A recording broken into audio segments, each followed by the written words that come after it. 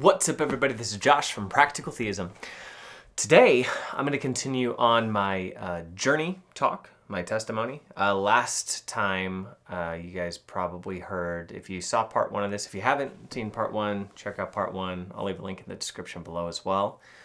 But part one, I talked about my upbringing. I was raised Catholic in summary, and I did all the Catholic things, except wasn't like a hardcore Catholic, I would say, and got all the way up into my high school and college years where I started dating a lot of evangelical girls, and we left off where I left the Catholic Church.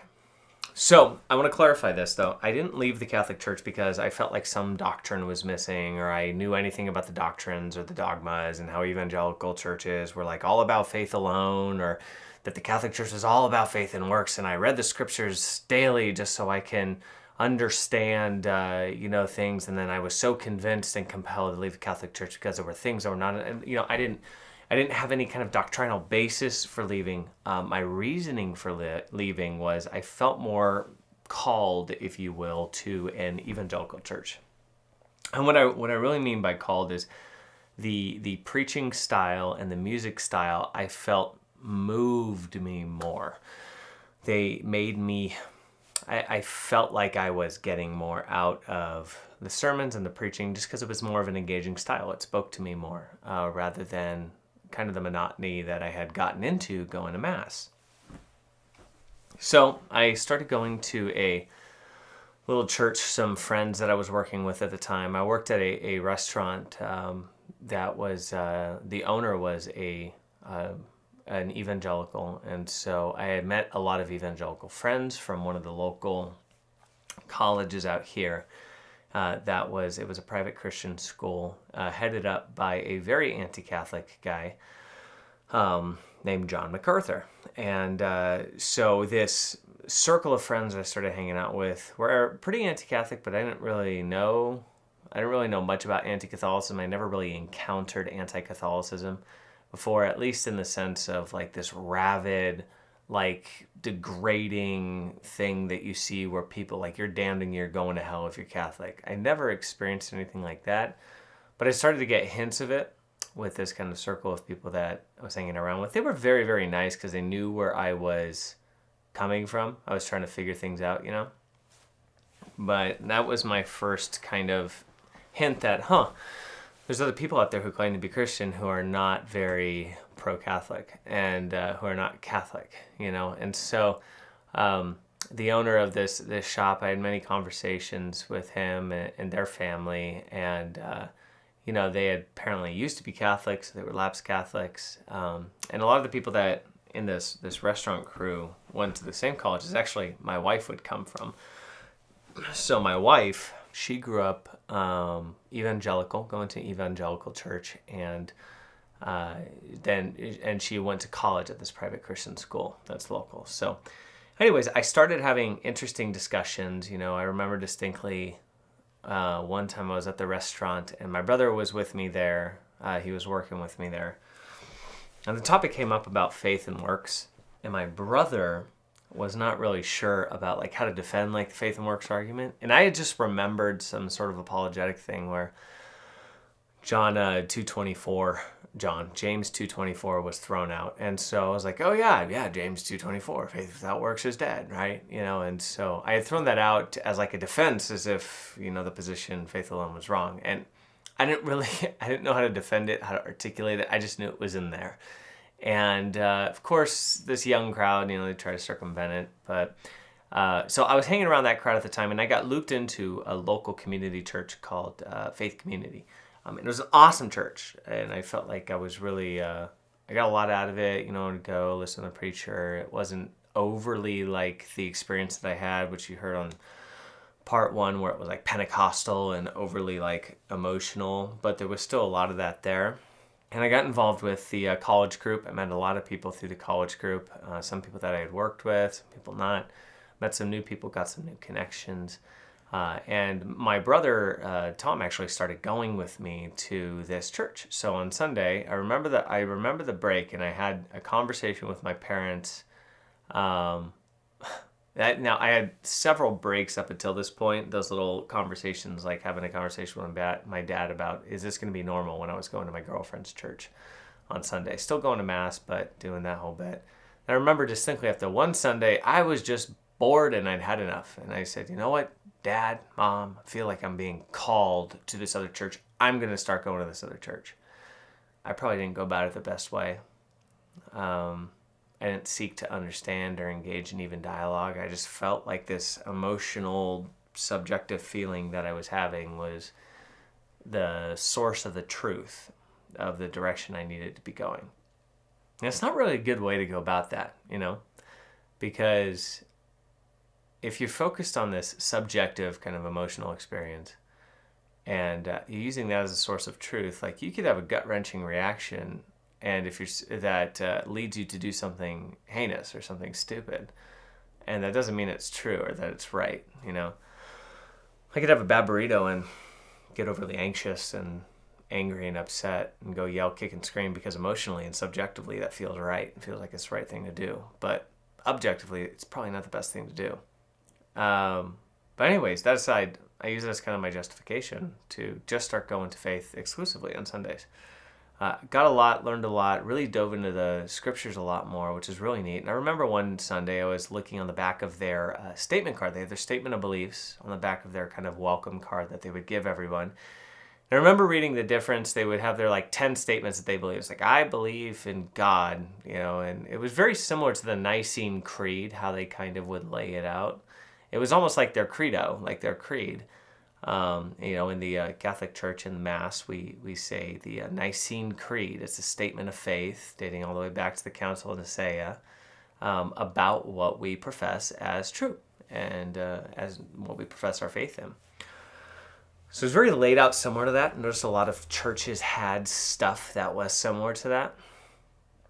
And I remember looking at one time, they talk about the communion that they take, and they say, symbolically it represents Christ's body, symbolically represents Christ's blood, and just how they phrased it, and they gave whatever scripture verses that they gave to kind of support it. And I had looked up the scripture verses, and I just remember looking at them like, you know what, these are the same scripture verses for whatever reason. These are ones very similar to how the Catholic Church kind of uses to support the real presence, is what we call it, in the Eucharist and communion. Jesus is really bodily present, body, blood, soul, and divinity present in under the form of bread and wine. And I just boiled it up to, I remember it clear as day. I was like, you know what? This is just an interpretation game, and you're either on one side or the other, and no one's to tell you which one's right or wrong, and we'll just figure out when we get to heaven one day. And that was kind of my MO as we started moving through a lot of those belief statements when I started uncovering what they really taught. So I started to engage in little conversations here and there, but nothing like of any depth. Anytime things got really strong and squirrely, I push it under the rug. If you remember from part one, I was not one to talk about my faith at all. I enjoyed learning. I felt like it was the thing I needed to do. I should go to church. It's a thing that a person should do. I just had that ingrained in me. It was in my blood from my upbringing. But I never really talked about my faith. I never really dug in deep. So these Bible studies were really good. I started to learn more about those. And then, and to the time, I was going to college at the time. Didn't get involved in any Newman centers or any Catholic Bible studies or Christian Bible studies on campus. I went to a secular college. I went to Cal State Northridge. Woo, go Matadors. And so while I was there, I was living out there with my brother Tom. And we were still going to this church on Sundays. And what was interesting, I felt like God's providence just kind of lining things up over time, right?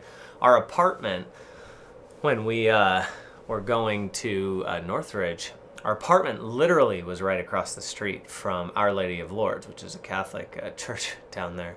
So I remember one time I went for an Ash Wednesday service, kind of walked in, and I started to just get these nostalgic feels, I guess, a little bit when you go back, It just felt like home a little bit. It was familiar. I had my whole life growing up, and now I was not near it. But it always felt like the stable option to go back to a Catholic church, right? Even though I still, again, didn't know a lick of what to believe or anything like that. I went through dating a bunch of different girls at the time, and the relationships got shorter and shorter, and dating for faith was never really a priority. It was always something that I was like, oh, that'd be a nice to have, but I never dated somebody because they were a Christian, or that was never like top priority. It was always like, oh, are they cute? Do they want what I want in life, and do they pay attention to the relationship? Is it important to them? I feel like everything back then was really foggy. Like, even looking back at it now, it was so foggy at the time about what I believed and what I was really searching for. I didn't really know. I didn't know how to articulate God or anything like that. So I was serving at Macaroni Grill at the time. I was a server. I was a shift lead, entry-level manager, that sort of thing.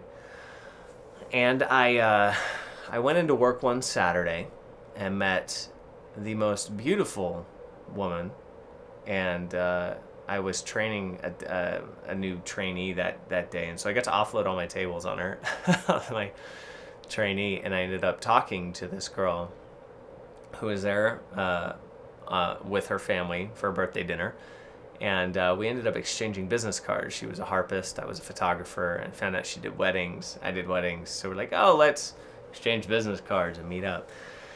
And I sang Happy Birthday in Italian to her because that was what we did at Macaroni Grill. And then she left, and I did what any sane, rational, Bible-believing, Christian would do. I Facebook stalked her, and I was like, wow, she's really pretty. The first thing that caught my eye was her smile. It was just a stunning smile. Stunning. Could not get over it.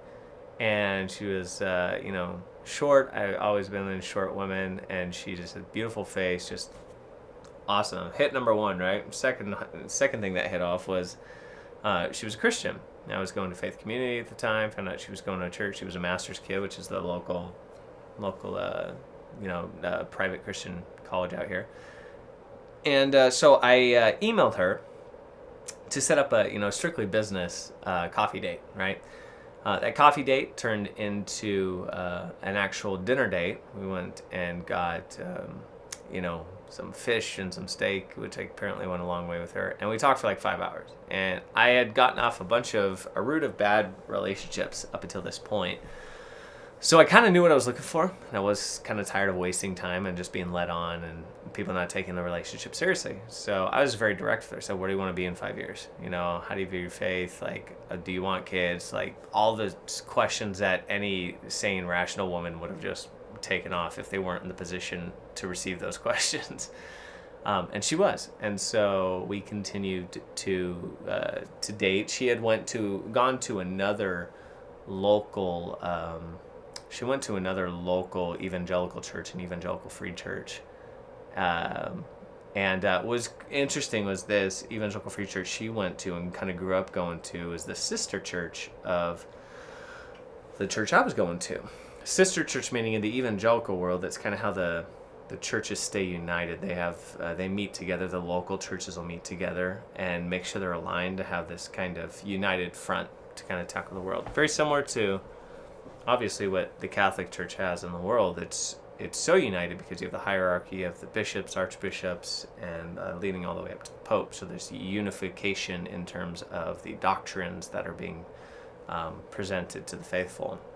So rather than having isolated individual evangelical churches, the churches would kind of partner together with other churches who had similar belief systems. And that's where you get a lot of the denominationalism, right? You get evangelical churches partnering with evangelical churches, Baptists with Baptists, Presbyterian, Lutherans, and the local churches partner together.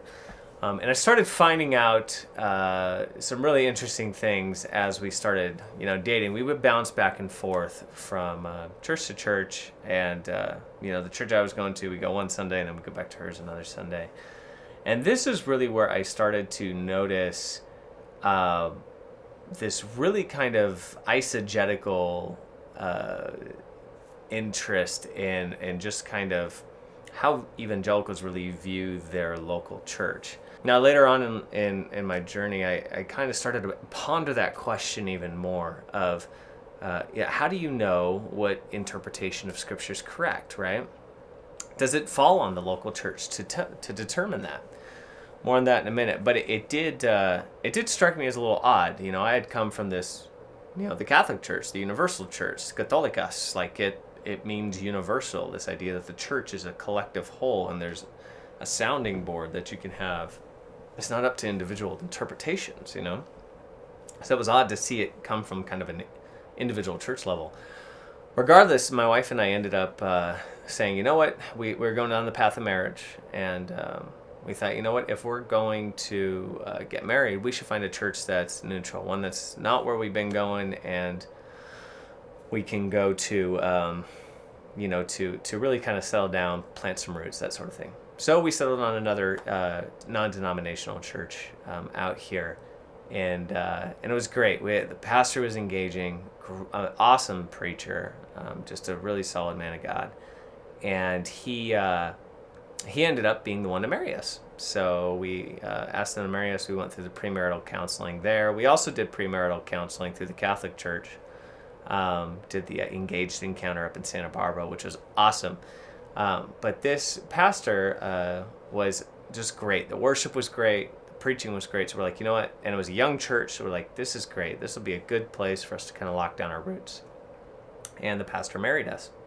And I remember distinctly, you know, we were at the engaged encounter up in Santa Barbara just before we got married. It was a weekend retreat where we talked about, you talk about all the things, you know, spiritual stuff, family stuff, making sure you're on the same page, you're really ready to enter into the state of matrimony. And so we're sitting there, and I remember we were sitting down, there was a point where you write a letter to your spouse, to your future spouse, and it's your promises to them. And Amber and I, we went out to the side of this hill, and we're sitting there, and we're reading our letters to each other, and we just each kind of break down bawling, like, but not bawling in a not bawling in this you know, this like we were just sad or anything, or we were overly happy. For me at least, it was weird. It was a confusion, you know. And backtrack to contrast this, a little foreshadowing. The day after I had gotten engaged, the day after I woke up, and it's the only time I've ever had an experience like this, but the day after I woke up, and if you ever like looked out at the sun, like directly in the sun for like 3 seconds, 5 seconds, and you look away and you start seeing sunspots just kind of flash, I woke up and I had that flashing thing happen, but it wasn't like sunspots. What I felt like I saw was a demon and an angel wrestling, and freaked the crap out of me. I like had to take a day off. I freaked Amber out because I was like, I need some time alone. She's like, we just got engaged. And I was like, I know, but I need some time alone. I called my mom. My mom just kind of came out. We just kind of I just freaked out. I don't know. I don't know if it was nostalgia from growing up, and all of a sudden I'm taking this next massive step in my life, in my journey to get married. But then I had not that imagery, but that feeling when I was at Engaged Encounter, and we were up it was at a seminary, or like just a retreat center out in Santa Barbara up in the hills. And so we cry, we're reading our letters to each other, and we're in tears and everything. And then there's another point where we were in the, you do Mass in the chapel. And so we're up there, we're doing Mass, and we, we're doing Mass, and we were prayed over by the couples who were over there. And I just remember them praying over us, and I'm a wreck. And I don't get emotional. I really don't. Like, I'm not an emotional guy.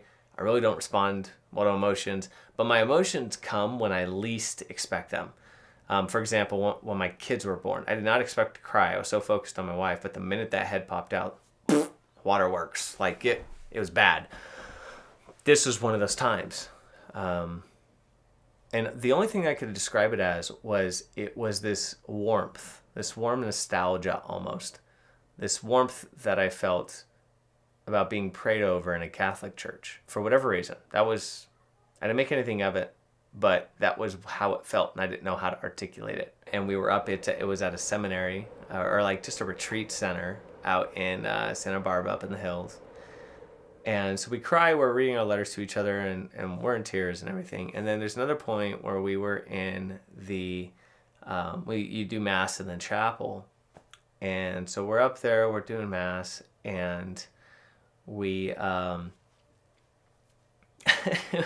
we're doing Mass, and we were prayed over by the couples who were over there. And I just remember them praying over us, and I'm a wreck. And I don't get emotional. I really don't. Like, I'm not an emotional guy. I really don't respond well to emotions. But my emotions come when I least expect them.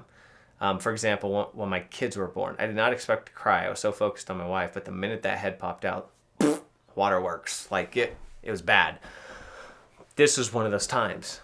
And the only thing I could describe it as was this warmth, this warm nostalgia almost, this warmth that I felt about being prayed over in a Catholic church for whatever reason. I didn't make anything of it, but that was how it felt, and I didn't know how to articulate it.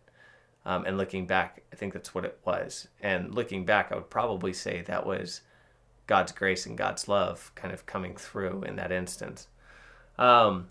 Another thing that happened prior to us getting married that really was instrumental in my journey was, and I had started to ask these questions up until this point, but my fiance and I, actually we were just dating at the time, we took a trip to Europe. And we visited 5 countries. We went from Germany to the Czech Republic to Austria to Italy and to France. And holy cow, if you've never been on a pilgrimage to Europe, and whether you're Catholic or not, to see the Catholic influence all across Europe is absolutely intense. We went into so many different cathedrals on every corner, in the same way that we have evangelical churches in America. Cathedrals everywhere, beautiful cathedrals, things that were created thousands of years ago. And we even went to Mass I remember we were in Florence, and we went to St. Mary's Cathedral, I think that's what it was. And we got to hear Mass in Italian. Amber was really confused at the time. She didn't really know what to make of it. I was really intrigued because I could follow along, even though it was in Italian. And it was such a cool experience. And then I remember distinctly being at the Vatican in Rome, and we got to go into St. Peter's Basilica. And then I remember looking on the wall in the very front, on to the left, they have this stone kind of tablet, 2 or stone tablets or so, that list out the name of every pope going all the way back to Peter and the time that they were pope. And I was like, that was moving. That was like, I was so excited. I was so excited that was like this unbroken chain going all the way back to Peter. And then the tomb of the popes, which if you've ever been to the Vatican and to St. Peter's Basilica, underneath the basilica, they have the tomb, they call it the tomb of the popes. And so we were walking around, and you see like St. John Paul II down there, and you go in a little roundabout, in the very back corner, you see the most decorative tomb, and it's St. Peter. And that was moving to me. I was like, I'm standing 10 feet away from the tomb of one of the apostles, one of the disciples of Christ. That's powerful. That was cool. So anyways, I had a really transformational experience out there. Just seeing all the Catholic influence out there, it really, really moved me. So Amber and I get married, and we get married with the evangelical pastor from the church that we were going to at the time. And it was awesome. A great marriage. I was bawling my eyes out again. I was just a little wimp pansy sometimes, But I don't know. It makes me stronger, I guess. But at random times it happens. So we had a great wedding, awesome honeymoon. We went to the Dominican Republic for our honeymoon. And we continued to go to this church for quite some time, for years.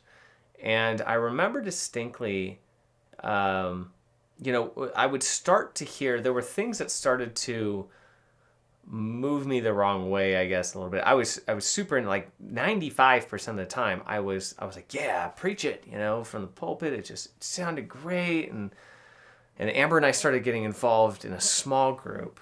And it was awesome. We got connected with some other couples. But in that journey with the small group, I didn't like the format of how the small group was run, because it wasn't really a small group discussion. It was like whoever the leader was just kind of talking at you, not talking with you. I felt like if I had a difference of opinion, I couldn't voice it. And that was how I felt with a lot of this stuff, was I couldn't voice my opinion. So if I had a difference of opinion, I couldn't voice it, because if I voiced it, then all of a sudden they would talk down to me back, saying like, you're wrong, this is how you actually need to see it, this is how you interpret it. And it goes back to that interpretation thing, right? So I started to do a little bit more reading and investigation into the scriptural claims and things like that at the time.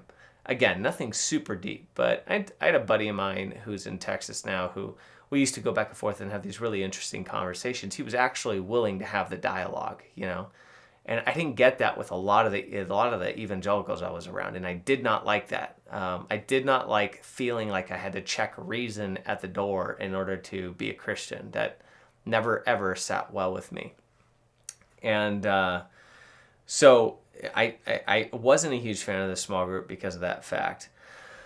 And then I remember at one point I was like, you know what, maybe I need to get more involved in church. And in order to get involved in this church, you have to be baptized. You have to be a baptized Christian. And I remember hearing that, and I was like, nah, I don't know. I don't think I need to be baptized. I already was baptized as a baby, right? But in their perspective, if you're baptized as a baby, you were just sprinkled with water. You just got a little wet. Right. I remember having conversations with Amber about it, my parents about it, because I wanted to get involved. I felt like maybe that's what I needed to do, and so I ended up, I read a little bit about it, but I was scared. I was scared to dive into the topic, really dive into the topic, because I did not know what... I did not know. I was scared about the direction it was going to point me. I kind of had this gut feeling that I was going to be proven wrong, and then I'd have to make a change. And I didn't want to make the change, right? I kind of had this feeling like infant baptism was fine. It was licit. It was valid based on the little excerpts that I was reading. But then I kind of stopped reading when I was like, yeah, I'm just going to plead ignorance, plead the fifth, right? And because I was scared. I was scared. Like, it's scary. Like when you start reading something, you're like, this is making a lot of sense. But in the back of your head, you're like, this is going to require me to do something that I don't really want to do. I'm happy going to this church that, I like the preaching and I like the music and, but that wasn't, but that was never fully satisfying. Always in the back of my mind, the minute I'd say, yeah, I'm going to plead ignorance, but then over here, I'd be like, I'd have all these problems, these logical consistency problems. So anyways, long story short, I got baptized at the evangelical church. But I was very careful about how I chose my words, because I knew how they formatted it was you go, before you get baptized, you tell your faith journey. I was this, but God, then now, right? It was like the formula. You go through this baptism class, that's the formula that they show you. And so I went ahead and got baptized, and I chose my words to say, you know what? I said, I want everybody to know that I'm willing to follow Jesus. I'm committed to following Christ no matter where the truth leads. And that was kind of like, in a way, a little snide jab, but a way for me to keep intellectually consistent, that even if the journey led me away from that kind of evangelical church, like, I was going to follow it. So it was actually kind of an interesting commitment that I had to make. It wasn't until later that I really became convinced that I really did need to get baptized again, To backtrack a little bit, before we got married in our first apartment, I'm just recalling an incident. I remember I was looking on Facebook, and a friend of mine had posted a quote from John 6. And it said, he who eats my flesh and drinks my blood will have eternal life, right? I'm paraphrasing here. And it was so literal. And I was like, is that really in there? I've never seen that in there. And so I opened up the Bible, and sure shooting, there it is, smack dab, right in the middle of John 6. And I remember bringing that up to Amber, to my wife. And as I was reading it, she made the comment, ew. And she's like, stop reading. I don't want to hear that. And she turns over and goes to bed. Like, my wife and I had come to a place, where we had started shoving things under the rug. We were not able to discuss these kind of spiritual matters. Largely, it was the biggest point of divide in our marriage, because I was asking all these questions, and she didn't care to ask the questions or even dive into the answers at that time. It was uncomfortable for her. I started to get more comfortable with it. And the one person I would hope that I could go to talk about these things, I couldn't. I had to shovel them under the rug. And I remember we were on our couch one time, and we were having this discussion that turned into an argument. And she said, like, tears were involved. And she said, why do you care so much to ask or to figure those out? Why can't we just let things be the way they are? And I just made the comment, I said, because I just want to know what the truth is. I just want to know that whatever I believe, like, that it's true. And that I'm convicted of that. I remember another time we were driving out to the beach, had a conversation about the canon of Scripture, about the, 73 books versus the 66 books of the Protestant Bible versus the, Orthodox Catholic Bible, right? And I just said, so what is it? Like, which one is it? And her comment was interesting, and this is nothing against my wife, this is just where she was at the time. She made the comment of, well, I guess it just depends on whatever church you go to. Whatever Bible they're reading, that's the one we would read. And I remember thinking, I was like, that's an interesting point, but it's not the reason why you should believe one or the other. It either is one set or it's the other set. What are the real reasons behind it? But again, those things would turn into an argument, so I'd shove it under the rug, shovel it under the rug. All this to say, I was going through these little kind of snippets, and we get to the point in the journey where my wife got pregnant. And I got home one day, we had a soccer game that night, and then she's crying. I'm like, what is wrong? And she's like, I'm just so happy. And I was like, what? She's like, we're pregnant. I was like, we have a soccer game that we gotta get to. I was in shock, disbelief, but we were pregnant. And my brain's rattling, and it started to sink in, started to accept the idea for a week, and then it happened. My wife miscarried. Our first one is extremely emotional, extremely tragic. A lot of emotion. That was just before Christmas. It was like 2 weeks before Christmas. We were out getting our Christmas tree, and she broke the news to my family, and it was an emotional time. But, and usually, to my knowledge, this doesn't really happen.